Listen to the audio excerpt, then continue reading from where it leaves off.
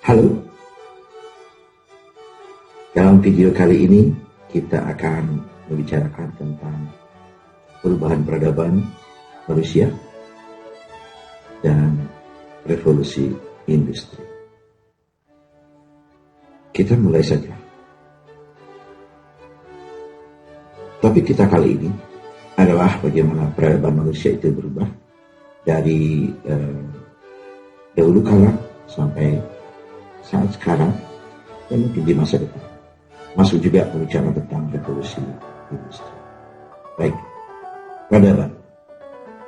Peradaban manusia menurut Alvin Toffler dalam bukunya yang berjudul The Third Wave tahun 80, bukan barunya tahun 84. Nah, dalam buku itu Alvin Toffler mengatakan bahwa ada 3 gelombang peradaban manusia.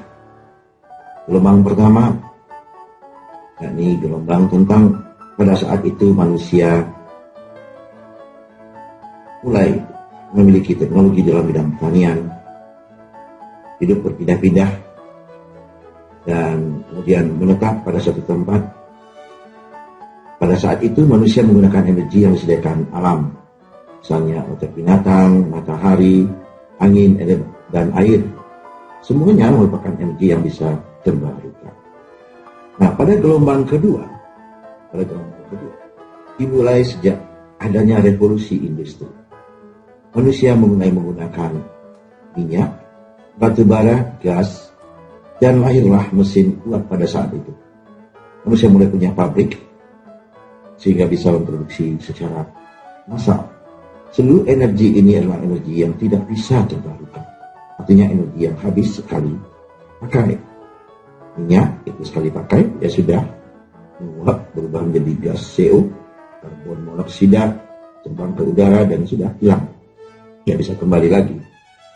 Nah, kemudian pada gelombang ketiga yang dimulai sejak tahun 47, ini disebut dengan zaman informasi. Pada saat itu teknologi komunikasi sangat maju. Sekarang ini komunikasi sangat maju. Kita bisa berbicara, bisa mengadakan seminar tanpa harus tatap muka. Kita bisa kuliah juga tanpa harus tatap muka. Nah, teknologi komunikasi dan informasi saat ini sangat maju. Manusia lebih mengutamakan pada pengolahan data. Jadi pengolahan data menjadi sangat penting. Makanya terjadilah pencurian data pada saat ini. Ada data itu jadi penting ya. Jadi dicuri, kemudian digunakan untuk macam-macam. Nah, pada masa ini juga, pada gelombang ketiga ini, manusia menitikberatkan pada penerbangan dan angkasa luar. Jadi kalau kita lihat dalam satu hari itu, dalam satu saat itu, ada puluhan ribu pesawat yang sedang terbang. Itu terjadi pada gelombang yang ketiga ini. Pada saat ini sekarang, kita mulai mencari energi alternatif. Energi yang bisa diperbarui. Jadi misalnya sekarang ada minyak itu tidak lagi dari bensin, tidak premium, tapi mulai dengan menggunakan bio solar misalnya di buah sawit diperas dijadikan minyak 30%. Ambil minyak sawit itu dicampur dengan 70% lagi dengan minyak biasa, jadilah minyak biodiesel yang sekarang sudah ada. Nah, energi yang berikutnya ini akan muncul energi pakai listrik ya, dengan baterai lithium. Oke, pada zaman informasi ini juga terjadi penelitian-penelitian tentang rekayasa genetik dan bioteknologi. Jadi pisang biasanya kecil dibikin jadi besar, mentimun kecil jadi besar, itu bioteknologi. Nanti ada lagi mungkin mentimun rasa pisang, gitu ya. Nggak tahu juga kita. Nanti kalau kita mau makan anggur, nggak usah anggurnya dimakan. Makan saja ubi, ya ubi nggak rasa anggur. Jangan begitu nanti. Itu hasil bioteknologi. Dan rekayasa genetik dengan munculnya percobaan manusia membuat kambing, dijiplak kambingnya jadi kambing ciptaan manusia juga. Nah itu rekayasa genetik. Jadi mungkin saja virus juga bisa dibuat begitu, buatan virus gitu ya. Kalau virusnya dilawan dengan vaksin, vaksinnya itu rekayasa genetik. Nah, pada zaman ketiga ini, gelombang ketiga ini, komputer menjadi teknologi intinya. Jadi siapa yang menguasai komputer, dia akan menjadi menguasai zaman sekarang. Baik, kita lanjut. Nah, dengan meminjam, misalnya kita pinjam sekarang, kita pinjam dari teori dari Charles Sanders Peirce. Ini seorang filsuf yang mempunyai teori semiotika tentang triadik, tentang segitiga. Kalau peradaban tadi itu digambarkan dalam bentuk segitiga, jadinya seperti ini. Ada ahli juga yang mengatakan begini. Jadi katanya ini, bahwa peradaban itu dimulai dari peradaban M. Kemudian ada E, lalu ada I. Apa itu M? M itu singkatan dari materi yang mulai dari sejak zaman purba sampai abad ke-18. Kemudian E itu energi, mulai abad 18 sampai 1947. Dan I, informasi, 47 sampai entah kapan. Apa itu gelombang, peradaban materi? Pada saat peradaban materi ini, manusia mengeksplorasi materi, mengutamakan materi. Segala sesuatunya yang diperlukan itu adalah materi. Seperti tadi dikatakan Alvin Toffler juga, itu gelombang pertama. Manusia menggunakan hewan. Jadi ketika itu orang menggunakan pedati yang ditarik oleh sapi atau ditarik oleh kerbau. Kemudian ada kuda, jadi kendaraan. Itu zaman materi. Jadi kalau ada orang-orang yang cari materi terus, pikirnya materi atau matre gitu, itu orang purba. Tidak orang purba. Kalau sekarang tidak lagi, orang tidak memerlukan, tidak mengutamakan materi. Nah, zaman waktu mengenai materi itu, misalnya ada seorang anak pergi merantau, dari Padang ke Jakarta ya, merantau. Itu si anak yang pergi merantau ke Jakarta pada zaman materi itu, dia bawa beras, benar-benar beras. Terus bawa cabai, bawa kelapa. Untuk makannya di rantau, dia bawa benar-benar barangnya, materinya. Gitu. Dan dia naik pedati atau naik kuda gitu, ke Jakarta. Nggak bisa tidak tahu. Jadi seperti itu. Jadi mereka pergi merantau membawa barang benar-benar, materi benar-benar. Oke. Zaman berikutnya adalah peradaban materi energi. Itu abad ke-18. Abad ke-18 sampai abad tahun ke-47. Sekitar 47. Nah, abad ke-18 itu energi. Pada saat energi ini, manusia itu lebih mengutamakan energi. Tidak lagi materinya, tapi energinya. Maka ada bikin mobil ya. Mobil itu punya energi. Energinya kira-kira sekian kali, 10 kali tenaga kuda. Jadi kalau dulu ditarik oleh kuda, sekarang ditarik oleh mesin. Yang memiliki energi berpuluh kali lipat dari kuda tadi. Nah itu mobil, misalnya ada muncul lagi pesawat yang bisa terbang. Orang nggak perlu naik burung lagi. Kalau dulu mungkin naik burung. Zaman materi naik burung. Zaman energi tidak. Mereka menggunakan mesin. Nah si anak yang tadi merantau dari Padang ke Jakarta itu tidak bawa tidak membawa beras, tapi bawa uang. Tidak perlu bawa kelapa, tidak perlu bawa cabai, bawa uang saja. Uang itu punya energi untuk beli beras di Jakarta. Uang juga punya energi untuk beli kelapa.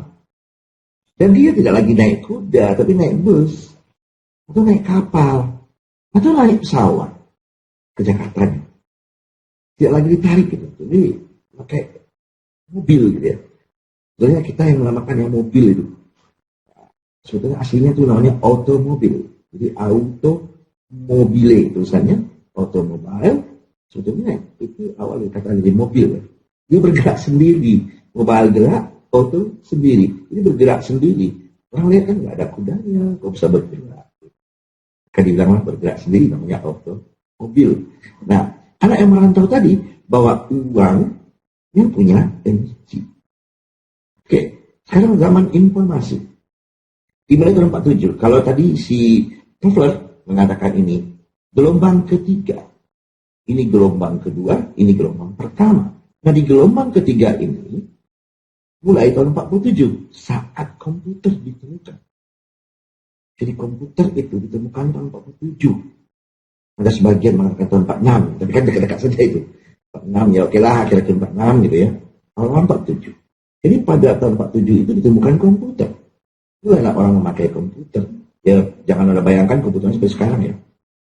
Untuk zaman dulu itu bisa satu ruangan penuh dipakai oleh 3 orang yang memakainya. Nah, zaman informasi dimulailah pada saat itu. Jadi orang, manusia tidak lagi mengeksplorasi atau mementingkan materi. Manusia tidak lagi mengutamakan energi, tidak eksplorasi lagi energi. Tapi manusia mementingkan, mengutamakan, mengolah, mengeksplorasi informasi. Ini yang dikatakan oleh Toffler gelombang ketiga tadi. Nah, peradaban informasi ini membuat informasi segala. Informasi menjadi penting.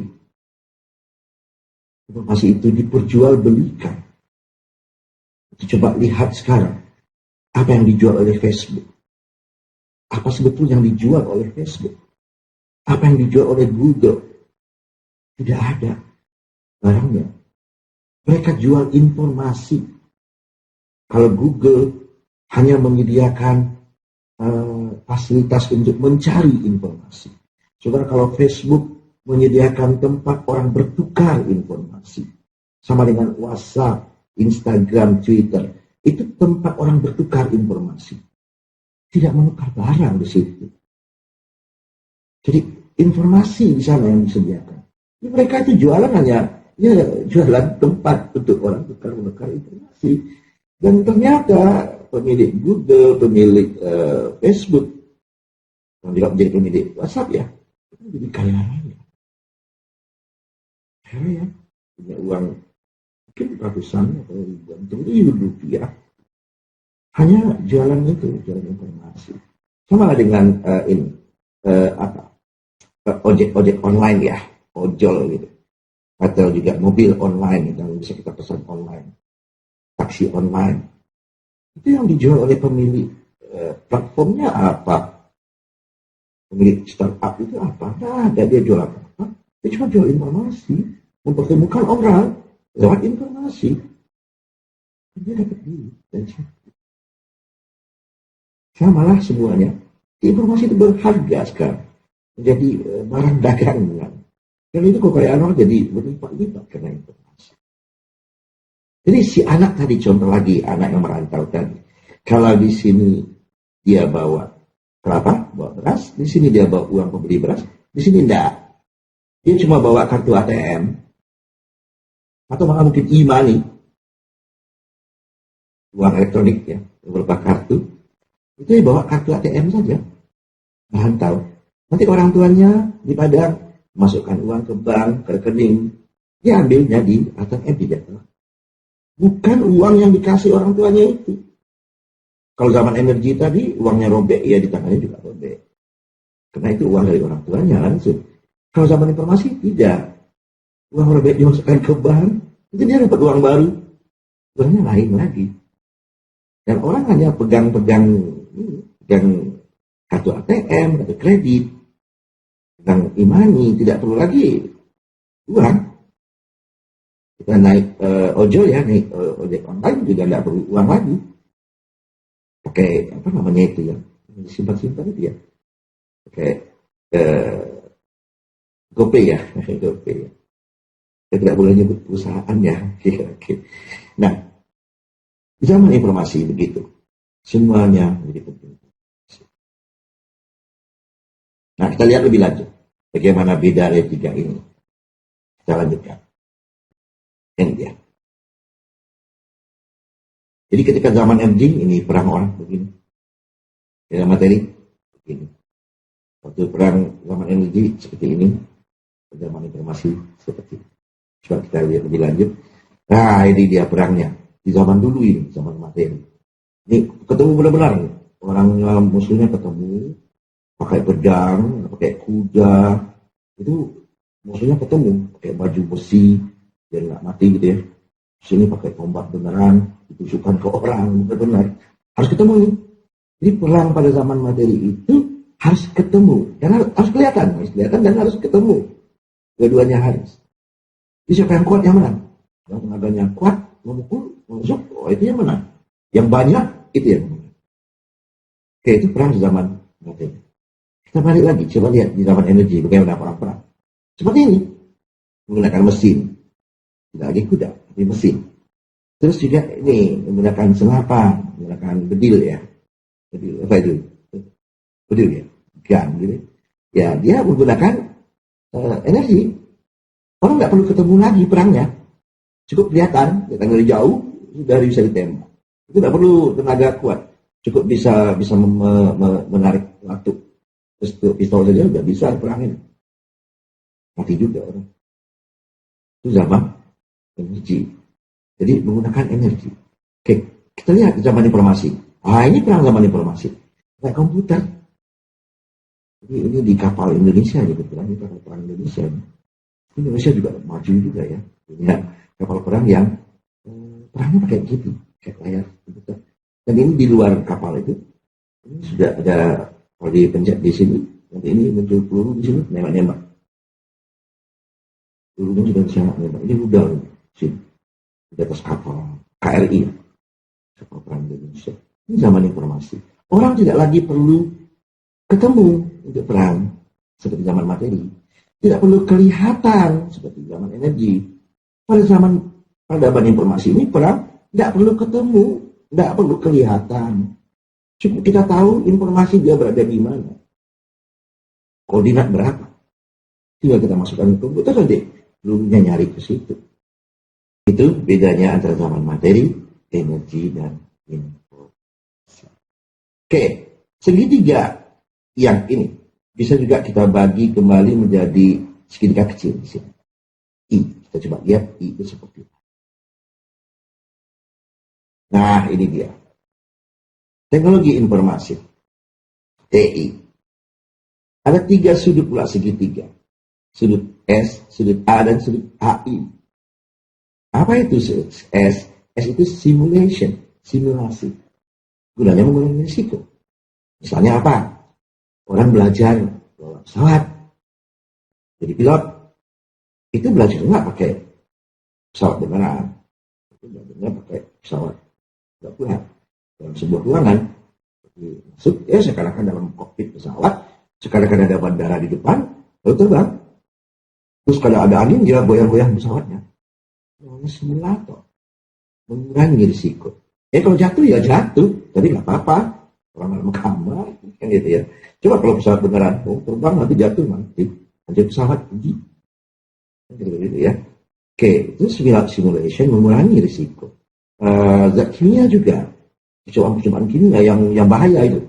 Itu di laboratorium, diadu, zat kimia meledak, udah terbakar laboratoriumnya. Kalau sekarang tidak. Simulasi atau simulation itu dibuat dalam sebuah ruangannya komputer. Di layar komputer, kita bisa reaksi kimia seperti apa yang meledak ya di layar komputer. Biar aja. Orang layar komputer juga nggak akan rusak. Gitu ya. Jangan rusak tuh layar komputernya. Karena itu simulasi saja. Oke. AI. Apa itu AI? AI itu Artificial Intelligence. Kecerdasan buatan. Game misalnya. Bagi Anda yang suka main game. Itu kecerdasan buatan. Game-nya bisa menang melawan kita. Yang sederhana itu catur ya. Saya sakit hati dulu melawan komputer. Yang catur. Level 1 menang. Level 2 menang. Level 3 mulai sulit. Level 4 saya kalah. Kalah terus. Saya gerakan kuda dia tahu dia. Mana-mana. Jadi cerdas pula dia. Nah kalau simulasi tadi adalah peniruan dunia nyata. menjadi dunia maya. Kalau artificial intelligence, peniruan kecerdasan manusia menjadi kecerdasan komputer. Jadi komputernya menjadi cerdas-cerdas. Ada game, ada robot misalnya. Terus ada lagi sistem pakar. Sistem pakar. Mulai kita sekarang tidak lagi berhadapan dengan manusia. Coba Anda kalau beli belanja online, itu katanya ada CS-nya, customer service ya. Ada CS-nya yang melayani kita. Karena robot itu, bukan orang yang menjawab itu robot. Dan orang lagi. Robot yang sudah dibuat menjadi pakar, expert. Jadi expert sistem itu, sistem pakar ya, itu komputer yang menjadi cerdas. Dia bisa jadi dokter juga, tempat sekolah gitu. Jadi hebatnya si expert system, dia menjadi pakar, dia butuh waktu hanya selama install. Kita bisa install programnya dari satu komputer, atau kita akses di internet, sudah, langsung jadi pintar. Dan hebatnya expert system itu tidak sama dengan pakar manusia. Gajinya nggak besar, gajinya cuma listrik. Baterai paling-paling gajinya. Terus tidak pernah mengeluh, dan kerjanya 24 jam. Tidak pernah demo, nggak naik gaji. Pakar nggak punya demo. Pakar nggak ada. Yang demo yang bukan yang pakar. Gitu. Pakar kan orang pintar ya. Pintar nggak demo. Yang ketiga, automation. Automation itu syarat targetnya adalah cepat, tepat, dan otomatis. Ya, sudah ada ini otomatis ini. Kira-kira kalau perumpamannya PLN lah ya. Perusahaan listrik itu ya, itu kalau dia tekan tombolnya di kantornya mati sekota itu, kota dia itu mati, pencetnya tek otomatis mati. Nah itu automation namanya. Di komputer tidak ada otomatis, automation. Nah, nanti ini kita lihat lebih lanjut bagaimana automation. Nah ini yang namanya otomasi. Jadi ada simulasi, ada kecerdasan buatan, ada otomasi. Jadi segitiga teknologi informasi. Posisinya misalnya sudut ketiga ada otomasi, sudut lain adalah simulasi, di sudut satu lagi kecerdasan. Ini dari peradaban sudah, kita kembali lagi ke peradaban. Kita bicarakan dari peradaban, sekarang kita bicara tentang revolusi industri. Nah, revolusi industri itu sudah ada sebanyak berapa ini? 4 ya. Revolusi 1.0, 2.0, 3.0, dan 4.0. Sekarang lagi heboh ini. Revolusi 4.0, 4.0. Ya, 5.0. Sudah banyak revolusinya. Nah, revolusi industri. Disebut revolusi karena perubahannya memang masif ya. Perubahannya itu tidak pelan-pelan. Tiba-tiba meledak begitu juga berubah. Itu revolusi kan. Itu revolusi industri. Pada revolusi 1.0 tahun 1750-an itu adalah kereta uap, mesin uap, itu menggunakan air, ada kincir segala macam itu menggunakan air. Jadi itu revolusi industri 1.0. Orang menggunakan tenaga otot sama dengan zaman yang tadi ya. Materi, menggunakan tenaga air, menggunakan tenaga angin. Nah, kadang-kadang tenaga-tenaga itu terbatas, tidak semuanya harus ada air kan. Karena air tidak ada, tenaga otot. Kadang letih kita, nggak mau tidur gitu, capek, gitu. Ini nggak bisa, terbatas. Tenaga air juga kasnya kering nanti, nggak ada. Terus tenaga angin, apalagi kita nggak bisa bikin angin. Itu buatan Tuhan, nggak bisa kita buat. Jadi ya paling kita bikin kipas gitu. Ya, kipasnya listrik lagi belum ada pada waktu revolusi Indonesia 1. Jadi tenaganya terbatas, maka sulit waktu itu walaupun sudah ada. Jadi orang menggunakan tenaga air, ada kincir air, ada kincir angin. Tenaga itu kita tidak bisa di mana saja, nggak sembarang tempat. Revolusi 2.0 mulailah orang menggunakan listrik. Dan conveyor itu bahan berjalan menggunakan listrik 1900-an. Jadi produksi sudah hebat, sudah menggunakan tenaga listrik juga. Di pabriknya sudah gas, transportasinya sudah bisa bawa barang besar. Terus ada bikin pabrik mobil, bikin mobil, itu versi kedua. Versi yang ketiga, mereka menggunakan komputer, menggunakan ada robot ya, menggunakan robot, terus ada otomasinya. Jadi ada digitalisasi zaman itu, orang menggunakan lebih senang lah di yang ketiga itu. Sudah ada yang otomasi tadi, ada robot-robot juga, dan ada pengolahan data segala macam ya. Itu mulai di ruang kecil saja sudah bisa kita punya kantor, bisa menggerakkan kemana-mana. Itu dari 3.0 ya.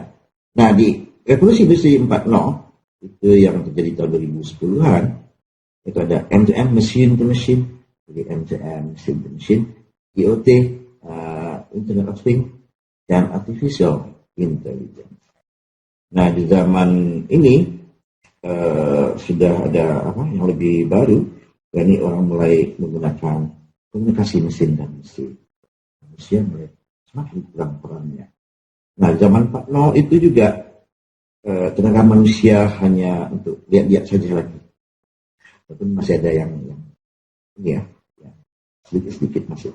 Jadi bikin mobil itu sudah dikerjakan oleh mesin, oleh si robot. Nah, zaman ini juga orang mulai merencanakan bikin mobil tanpa sopir. Artinya sopir lagi. Jadi kita tunggu dia akan mengantar sesuai keinginan kita. Oke, saudara-saudara, mudah-mudahan kita bisa ketemu di video berikut. Jangan lupa subscribe, ya, like dan berikan komentar biar kita bisa diskusi dan saya bisa bikin video yang lebih menjawab pertanyaan-pertanyaan. Silakan juga dibantah kalau tidak cocok. Tidak sesuai dengan Anda, silakan membantah. Ya. Oke, terima kasih. Kita sampai ke tingkat yang ini. Ucapkan terima kasih.